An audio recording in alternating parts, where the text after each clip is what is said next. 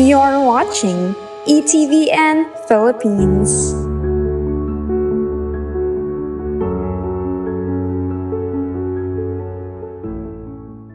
Feeling ko, matututo na ang mga tao para silang natuto without being told. Kundi because of the events, natuto na ang mga tao na pumili ng mga tao na mahusay, na hindi na sa pamamaraan ng pera. Kasi nung araw, ang nananalo ay pera.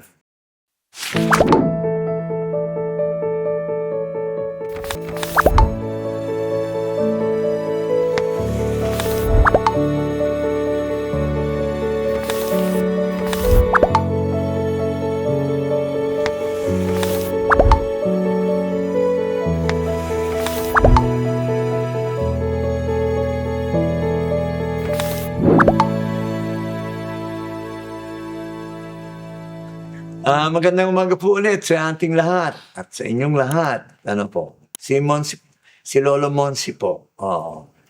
Walang katapusan ang mga pagtatanong. Which is good. At madami naman ho talaga tayong pwedeng pag-usapan eh. At sana'y maging maganda ang ating tawag dito, ang ating katugunan, at naaayon sa kalooban ng Panginoon. At yun naman po lagi ang aking panalangin. Katulad ni, sino nga are? Si Georgia. Coming from Georgia. Take it away. Lolo Monse, Okay. given a chance po, kung sakaling magkaroon ng pagpapalit ng gobyerno gamit or sa pamamagitan ng puwersa, ano po kaya yung dapat gawin ng Katoliko at simbahan? Kasi po, recently, alam naman natin na wala na pong trust yung karamihan sa gobyerno dahil nga po sa korupsyon. Oo nga.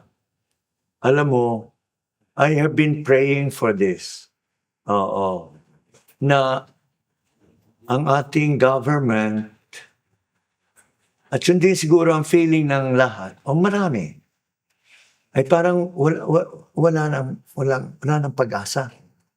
Aba ay lahat affected. Sino mag-iimbestiga sa gumawa ng masama?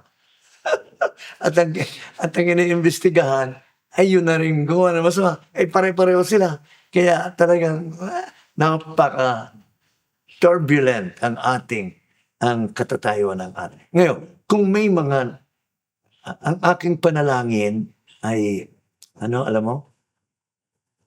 Lord, hindi ho ito kaya ng tao.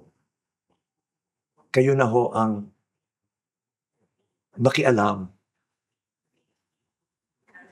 Naipakita na ni God yun yung pakikialam niya na papaano na siya nagpaulan, kaya bumaha ng bumaha, kaya lumabas ang issue ng baha.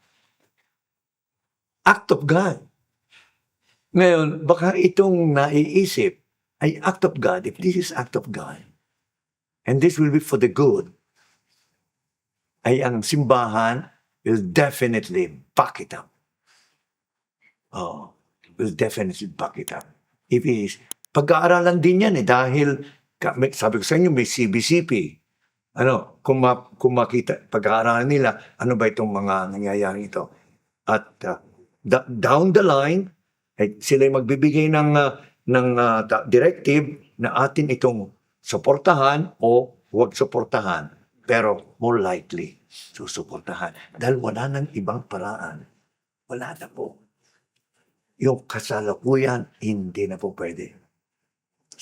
Kita naman natin ang nangyayari hanggang sa may mga cases na mga nagpapakamatay at namamatay. There will be more. So, parang yung aking dasal sa God, kayo na po, Panginoon. You know best kung ano magaling sa amin. And if this is God's will, sana mangyari. We need. Kayo mga kabataan, kawawa kayo. Kami wala na. Paalis na ako. Ay kayo, You deserve a good governance and a good government. Okay?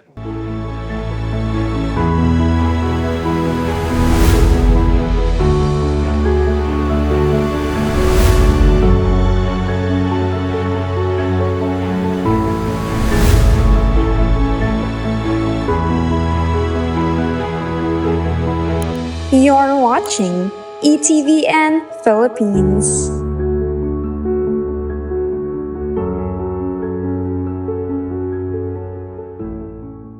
Ano naman sa'yo? Parang yung mukha mo, oh. Parang, ewan ko ba? Sige lang. paano po kung May- military ang magte-take over? Parang hunta. Naku, Diyos ko po. O ganito, balik na naman tayo sa martial law, ano?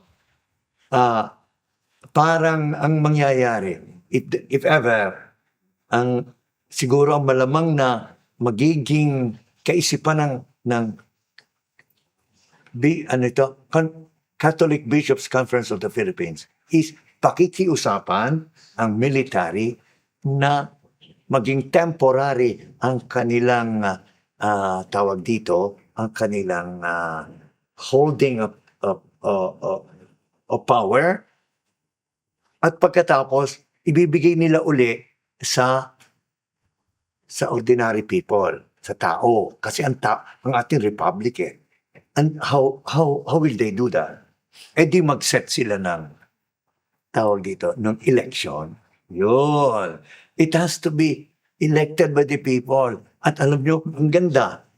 Alam nyo, ngayon ang election, ako involved ako dito nung ako bata. Sabi ko sa inyo, I am very active sa politics. Na kami nagbibigay ng education, yung tinatawag na citizens education, yung voting education, at saka election education, sari-sari, NAMPREL, at lahat ng yan.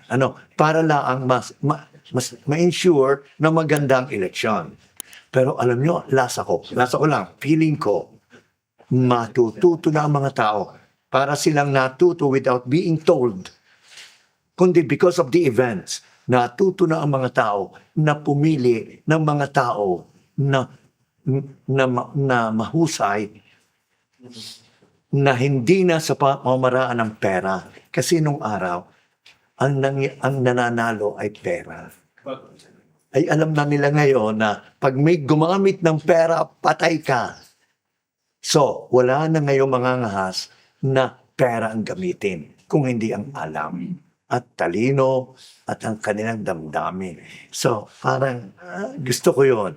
Gusto ko yon na a group will take over, kasi sabi ko nga wala nang pag-asa itong present. There has to be a change.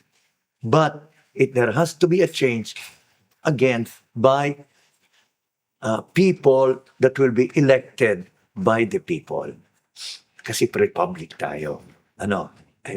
Government by the people and of the people and for the people.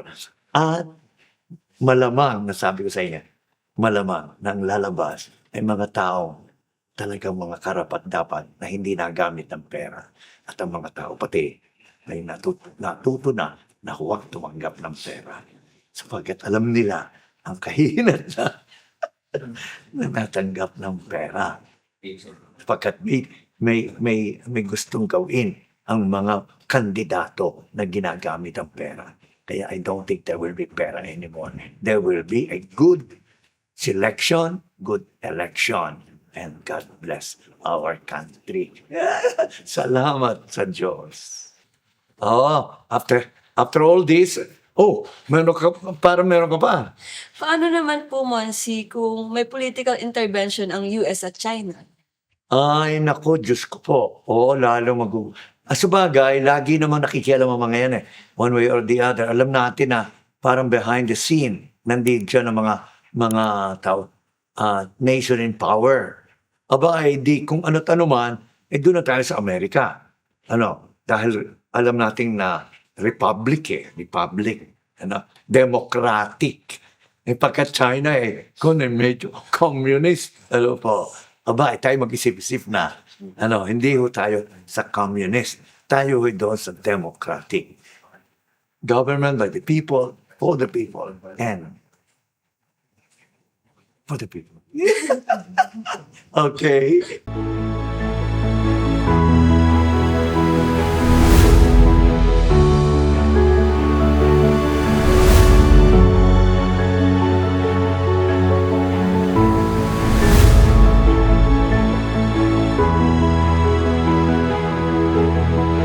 You're watching ETVN Philippines.